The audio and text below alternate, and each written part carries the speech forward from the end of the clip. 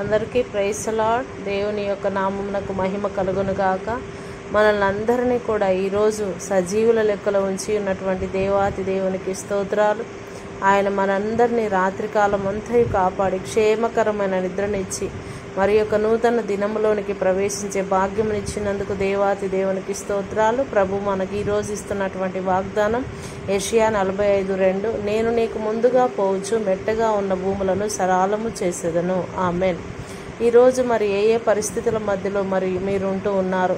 అయితే ప్రభు మాట్లాడుతూ ఉన్నాడు, నీ ముందు భయంకరమైనటువంటి మరి పరిస్థితులు ఉంటే గనక దేవుడు ఈరోజు చెప్తూ ఉన్నాడు, వాటన్నిటిని కూడా నేను సరిచేసి శ్రేష్టమైనటువంటి సరళమైనటువంటి మార్గంలో సునాయాసముగా నీ సమస్య నుండి పరిష్కారం పొందుకునే విధముగా నేను మీకు ముందుగా నడుస్తూ సమస్తమును నేను సక్రమము చేసి మిమ్మల్ని నడిపిస్తానని దేవుడు వాగ్దానం ఇస్తూ ఉన్నాడు. కనుక ఈ వాగ్దానం మనందరి జీవితంలో నెరవేర్చబడాలని ప్రార్థన చేసుకుందాం. స్తోత్రములు నాయన, పరిశుద్ధమైన తండ్రివి నాయన.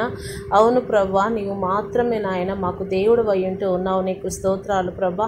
ఈరోజు మేము సజీవు లెక్కలు ఉంచి ఉన్నందుకు నీకు వందనాలు, స్తోత్రాలు. అయితే నాయన ఈరోజు మాకు నువ్వు వాగ్దానం ఇచ్చి ఉన్నావు ప్రభా, మా ముందు మెట్టగా ఉన్న భూములను సరాలము చేస్తానని నాయన.